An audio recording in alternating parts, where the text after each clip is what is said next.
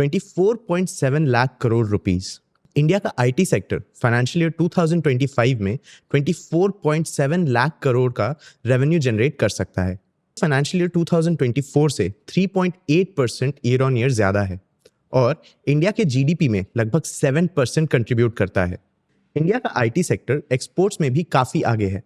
17.4 lakh crore rupees के exports के साथ ये ईयर ऑन ईयर 3.3% बढ़ा है और इस इंडस्ट्री में फिलहाल बहुत कुछ बदल रहा है। हाल ही में बीएफएसआई सेक्टर के स्ट्रगल्स के कारण इंडिया का आईटी सेक्टर एक स्लो डाउन फेस कर रहा है और तो और एआई का ग्रोथ भी इंडिया के आईटी सेक्टर में एक रेवोल्यूशन ला रहा है। पर सवाल ये है कि बीएफएसआई सेक्टर के स्ट्रगल्स आईटी सेक्टर को कैसे अफेक्ट कर रहे हैं और एआई इस सेक्टर को कैसे बदल रहा है। इन चेंजेस से फ्यूचर में इस सेक्टर में क्या असर पड़ सकता है, इन सारे क्वेश्चंस को हम आज के वीडियो में आंसर करेंगे। दोस्तों, ये हमारा नया फॉर्मेट है जिसमें हम एक न्यूज़ पिक करेंगे और डिटेल में समझेंगे। हम ट्राई करेंगे कि न्यूज़ के जरिए हम कुछ कंपनीज एंड सेक्टर्स को भी समझें और एनालाइज करें। हमारा गोल है कि इन वीडियोस के जरिए आप इंडस्ट्रीज को बेटर एनालाइज कर पाएं और बेटर इन्वेस्टर्स भी बन पाएं। चलिए शुरू करते हैं। इंडिया में बीएफएसआई सेक्टर यानी banking, financial services and insurance IT sector के सबसे बड़े क्लाइंट्स में से एक हैं। आफ्टर ऑल, इतने heavy websites, databases, real time transactions, ये सब हैंडल करने के लिए एक स्ट्रॉन्ग टेक इंफ्रास्ट्रक्चर होना बहुत ज़रूरी है और बड़े आईटी फर्म्स जैसे टीसीएस, इन्फोसिस, एचसीएल, टेक महिंद्रा और विप्रो ये सारे सर्विसेज ऑफर करते हैं। तो देखा जाए तो आईटी सेक्टर बीएफएसआई सेक्टर पे थोड़ा डिपेंडेंट है। बीएफएसआई सेक्टर से टीसीएस का 31.7% रेवेन्यू, इन्फोसिस का 27.8% रेवेन्यू, एचसीएल टेक्नोलॉजीज का 20.3% रेवेन्यू और टेक महिंद्रा का 16.1% रेवेन्यू आता है। विप्रो के लिए ये नंबर सबसे बड़ा है। ये बीएफएसआई क्लाइंट से अपने रेवेन्यू का 34.1% कमाता है। तो जाहिर है, अगर बीएफएसआई सेक्टर के टेक स्पेंडिंग में कोई भी चेंज आता है तो इंडिया का आईटी सेक्टर भी अफेक्ट होगा और एग्जैक्टली यही हो रहा है। इंडिया में बैंक्स लिक्विडिटी प्रेशर्स फेस कर रहे हैं। मतलब देखो, नॉर्मली बैंक्स के पास कैश का एक बैलेंस होता है जो वो अपने डेली ऑपरेशंस के लिए यूज करते हैं, जैसे withdrawals, loan disbursals and interbank transactions. पर जब बहुत सारे लोग अपना पैसा विड्रॉ करने लगते हैं तो बैंक्स के पास अवेलेबल कैश कम होने लगता है, मतलब लिक्विडिटी कम होने लगता है और इसी को लिक्विडिटी प्रेशर कहा जाता है। और अभी इंडियन बैंकिंग सिस्टम का लिक्विडिटी गिर रहा है। मिड दिसंबर से ही लिक्विडिटी डेफिसिट चल रहा है। हालत इतनी खराब है कि हमारे बैंकिंग सिस्टम का liquidity has hit it's lowest level in nearly 15 years. Bloomberg economics index के हिसाब से बैंकिंग सिस्टम का कैश डेफिसिट जनवरी 2025 में 3.3 लाख करोड़ रुपीस तक गिर गया। अप्रैल 2010 के बाद पहली बार इतना हाई कैश डेफिसिट देखने मिला। लेकिन ये हो क्यों रहा है? इसके 3-4 मेन रीजंस हैं। Higher advance tax payments by corporations, higher festive withdrawals and slower deposit growth. और तो और इस बार महाकुंभ के वजह से रिटेल डिपॉजिटर्स ने काफी विड्रॉल्स किए, तो high withdrawals and low deposits की वजह से बैंक्स का लिक्विडिटी कम हो गया। एंड कम लिक्विडिटी का मतलब कम अवेलेबल कैश टू यूज। इसीलिए बड़े बैंक्स अब आईटी प्रोजेक्ट्स को थोड़ा डिले कर रहे हैं।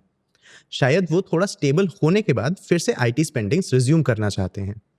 इन डिलेज की वजह से आईटी फर्म्स का डिमांड थोड़ा कम हो गया है एंड एज अ रिजल्ट कुछ फर्म्स जैसे टीसीएस, विप्रो एंड एचसीएल ने अपना बेंच साइज रिड्यूस कर दिया है।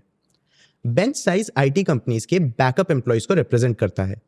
ये एम्प्लॉयज किसी मेजर प्रोजेक्ट में इन्वॉल्व नहीं होते हैं, लेकिन जब क्लाइंट्स का ज्यादा काम आता है तो वो इन एम्प्लॉयज को असाइन किए जाते हैं। रिड्यूस डिमांड की वजह से इंडिया के मेजर टेक कंपनीज ने इन बैकअप एम्प्लॉयज का नंबर भी कम कर दिया है। लेकिन क्या ये लॉन्ग टर्म प्रॉब्लम है? शायद नहीं। ब्रॉडर थीम देखें तो इंडियन बैंक्स अपने डिजिटल इंफ्रास्ट्रक्चर को स्ट्रांग बनाने पे फोकस कर रहे हैं और इसके लिए वो अपने आईटी स्पेंड्स भी बढ़ा रहे हैं। फॉर एग्जाम्पल, आईसीआईसीआई बैंक ने पिछले 5 सालों में अपने आईटी स्पेंडिंग लगभग डबल कर दिए हैं। 2019 में आईटी और साइबर सिक्योरिटी टोटल स्पेंडिंग का 5.6% था, पर 2024 तक ये फिगर 9.4% तक पहुंच गया। एंड हमारे पास अभी काफी रूम टू ग्रो भी है। हिस्टोरिकली इंडियन बैंक्स ने आईटी पर अपने ग्लोबल पीयर्स से काफी कम खर्च किया है। एक बीसीजी रिपोर्ट के मुताबिक दुनिया भर के बड़े बैंक्स अपनी रेवेन्यू का 7 to 9% आईटी एक्सपेंसेस पर लगाते हैं। वहीं इंडियन बैंक्स अपने रेवेन्यू का सिर्फ 5% आईटी सर्विसेज पे खर्च करते हैं। और सिर्फ आईटी नहीं, बल्कि अब banks artificial intelligence and machine learning जैसे इमर्जिंग टेक्नोलॉजीज पे भी स्पेंडिंग बढ़ा रहे हैं। आरबीआई ने रिसेंटली 12 पब्लिक सेक्टर बैंक्स और 19 प्राइवेट सेक्टर बैंक्स का एक सर्वे कंडक्ट किया था। इंडिया में अभी ओवरऑल 12 पब्लिक सेक्टर बैंक्स हैं और 21 प्राइवेट सेक्टर बैंक्स हैं। तो इस सर्वे ने मोस्टली सारे इंडियन बैंक्स को इंक्लूड कर लिया था। सर्वे में पता चला कि 80% बैंक्स ने ऑलरेडी एआई और क्लाउड कंप्यूटिंग एक्टिविटीज को आईटी जाइंट्स को आउटसोर्स कर दिया है एंड यहाँ भी ग्रोथ का काफी स्कोप है। 61% रिस्पोंडेंट बैंक्स अभी भी अपने आईटी बजट का 10% से कम आर्टिफिशियल इंटेलिजेंस और मशीन लर्निंग पर लगा रहे हैं। तो आईटी स्पेंडिंग ग्रोथ के लिए स्कोप तो बहुत है। प्लस बैंक से लिक्विडिटी क्रंच को इंप्रूव करने के लिए आरबीआई ने भी इंटरवीन किया है। It will infuse 1.9 lakh crore rupees of liquidity in the banking system. तो बेटर लिक्विडिटी के साथ बैंक्स अपने टेक स्पेंडिंग भी फिर से बढ़ा सकते हैं एंड इससे इंडिया के आईटी सेक्टर को काफी बूस्ट मिल सकता है। बढ़ते एआई अडॉप्शन के साथ साथ आईटी फर्म्स भी एआई में इन्वेस्ट कर रहे हैं एंड अपने क्लाइंट्स को एआई इंटीग्रेटेड सॉल्यूशंस प्रोवाइड कर रहे हैं। पेमेंट गेटवेज में डेवलपमेंट से लेके रोबो एडवाइजरीज तक बड़े आईटी फर्म्स एआई का पूरा यूज कर रहे हैं। टीसीएस ने अपने Q3 FY25 के कॉन्फ्रेंस कॉल में बताया कि वो एक लीडिंग ग्लोबल बैंक के साथ पार्टनर करके एक first of its kind AI led fraud detection solution बना रहे हैं। इस टेक्नोलॉजी से फ्रॉड रिलेटेड लॉसेस कम हो सकते हैं और कस्टमर्स का फाइनेंशियल वेलबींग बेटर हो सकता है। टीसीएस ने कैंसर ट्रीटमेंट में मदद करने वाले स्मॉल मॉलिक्यूल्स डिटेक्ट करने के लिए एक generative AI based drug discovery solution develop किया है। HCL टेक्नोलॉजीज ने भी म्यूनिक में एक एआई इनोवेशन लैब लॉन्च किया है, जिससे क्लाइंट्स एआई को अपने बिजनेस ऑपरेशंस में इजीली इंटीग्रेट कर सकते हैं। लेकिन जहां एक तरफ एआई के बढ़ने से फर्म्स नई टेक्नोलॉजीज में इन्वेस्ट करके अपने सॉल्यूशंस बेटर बना रहे हैं, वहीं दूसरी तरफ एक चैलेंज भी है, जॉब लॉस का चैलेंज। देखो, अब ऑटोमेशन काफी बढ़ रहा है। पहले जो टास्क आईटी फर्म्स मैनुअली करते थे, अब जेन एआई से बहुत कुछ ऑटोमेट हो रहा है एंड इससे कंपनीज को काफी cost savings and productivity boost मिल रही है। सॉफ्टवेयर डेवलपर्स की ट्रेनिंग कॉस्ट 50% तक कम हो सकते हैं and software development life cycle 20 to 40% ज्यादा एफिशिएंट हो सकता है।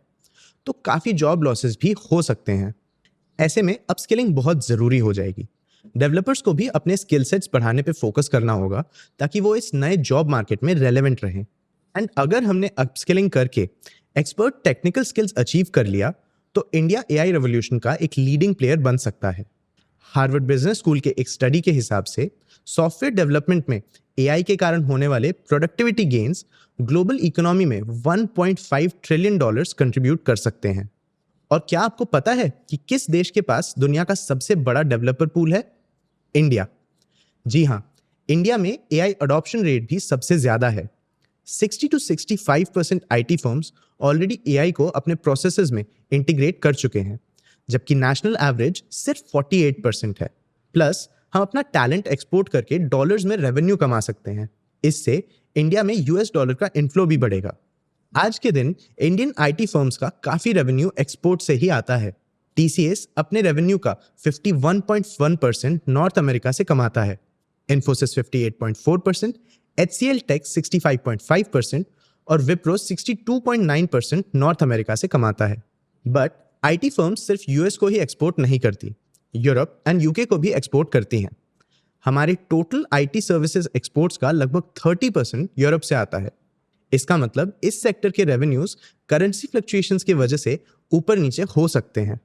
अगर rupee, dollar, euro and British pound के अगेंस्ट डेप्रिशिएट करता है तो हमारे एक्सपोर्ट वैल्यूज बढ़ जाते हैं और कंट्री में फॉरेन करेंसी का भी इनफ्लो बढ़ता है, और अभी यही हो रहा है। ऑल इन ऑल इस सेक्टर में अभी काफी हलचल है। एक तरफ बीएफएसआई सेक्टर के चैलेंजेस की वजह से डिमांड थोड़ा अनस्टेबल है, तो दूसरी तरफ बढ़ते एआई एंड एमएल की वजह से फ्यूचर में डिमांड काफी बढ़ सकती है। आपको क्या लगता है, क्या इंडिया एआई रेवोल्यूशन में एक लीडर बन पाएगा? और कौन सा इंडियन आईटी जायंट इस रेवोल्यूशन में डोमिनेट कर सकता है? अपने थॉट्स कमेंट्स में जरूर बताना और ऐसे और इन्फॉर्मेटिव वीडियोस के लिए चैनल को सब्सक्राइब ज़रूर करना। आज के लिए इतना ही। मैं हूं देव, मिलते हैं अगले वीडियो में।